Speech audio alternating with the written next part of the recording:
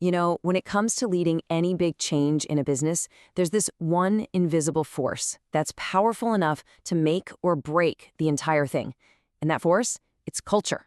So today, we're going to build a practical toolkit, a set of models designed to help you see, understand, and actually work with this power. Let's jump right in. So let's start with a pretty sobering number. Research shows time and time again that a huge 4 out of 5 major change projects, we're talking new strategies, digital transformations, mergers, they just fall short of their goals. With so much on the line, how do so many companies get it so wrong?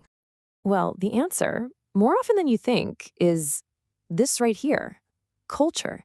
It's like this invisible current running through an organization, a silent resistor that can quietly and completely sink even the most brilliant plans.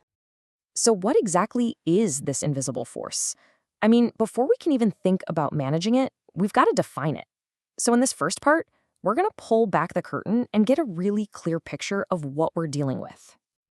At its heart, culture is really just the collection of unwritten rules for how we do things around here. It's all about the shared values, the core beliefs, and those automatic everyday habits that guide how everyone acts, often without them even realizing they're doing it. And this, right here, is the crucial point for any leader. See, culture isn't good or bad on its own. It's just a powerful amplifier. If your big change idea lines up with the existing culture, then great. It can be your biggest ally, speeding everything up. But if it clashes, it becomes that quiet resistor, creating friction at every single turn. Now, culture isn't some one-size-fits-all thing. To really get a handle on it, we need to look at it through 2 different lenses. First, there's the broad, sweeping culture of a whole nation. And then there's the specific, unique culture inside of an organization. So, national culture gives us that big picture view. It helps explain why people in different countries might think about authority or communication in totally different ways. On the other hand, organizational culture is way more specific. It's the unique DNA of your company. It's what dictates how your employees are going to react to a new plan or what they just consider a normal day. You got to understand both to manage change well. All right, let's open up the toolkit and start with the models that help us understand culture on that big national level. And these are absolutely essential if you're working on a global team or in any kind of international business. Our first tool is a total classic, and it's one of the most foundational out there: Dirk Hofstede's Cultural Dimensions. What he did was pretty revolutionary. He gave us a way to actually measure and compare different cultures using a set of common scales. So Hofstede gives us 6 styles to kind of measure a culture. Take power distance, for example. That's basically asking, how okay are we with the boss just making all the calls?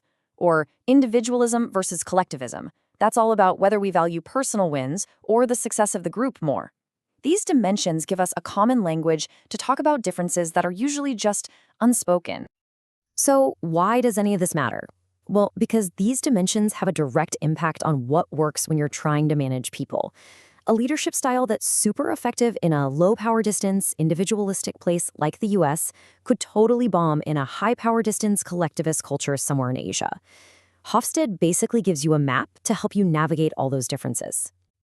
Okay, let's grab our second national model. This one zooms right in on one of the most critical parts of culture: communication. This is Edward T. Hall's super powerful work on context. Okay, this is where it gets really fascinating. Hall basically split the world into 2 big communication styles. In what he called low-context cultures, like in Germany or the US, people are really direct. The words themselves carry the message. But in high-context cultures, like in Japan or many Arab nations, communication is way more implicit. The relationship, the nonverbal cues, the shared history, that's where the real meaning is hiding. And that right there explains so much, doesn't it? It explains why so many international deals or projects go sideways. It's often not about a language barrier, it's a context mismatch. Figuring out if you need to be direct and spell everything out, or if you need to read between the lines, well, that's absolutely vital for getting anything done across borders. All right, let's pull our focus back from the national level and bring it right inside our own walls. It is time to decode the DNA of your specific organization.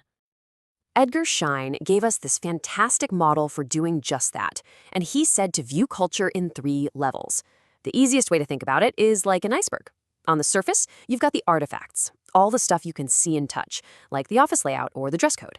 Just below the water, you have the espoused values. That's what the company says it believes. You know, the mission statement. But the biggest, most powerful part is deep underwater, the underlying assumptions. These are the unspoken, unconscious beliefs that really drive how people behave.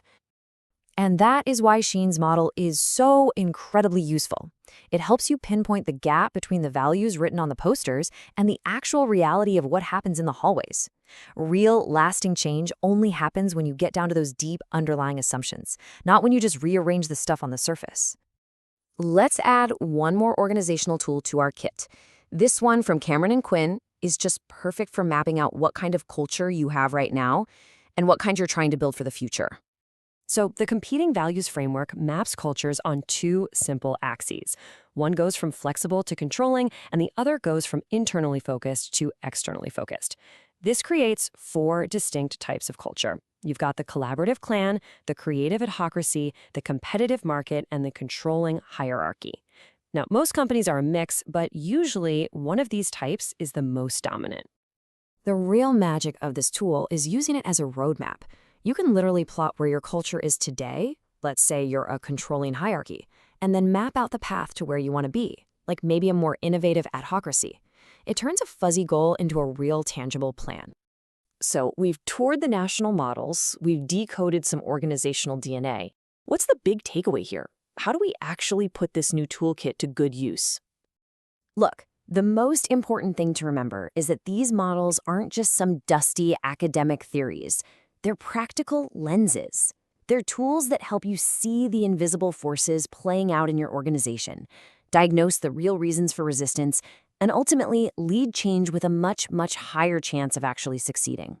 And so I'll leave you with a question to think about. Looking at your own team or your own company, which one of these lenses, Hofstede, Hall, Shine, or the competing values framework, which one would tell you the most about the challenges you're facing right now? Answering that question? Well, that's the first step to leading real, meaningful change. Thanks for joining me.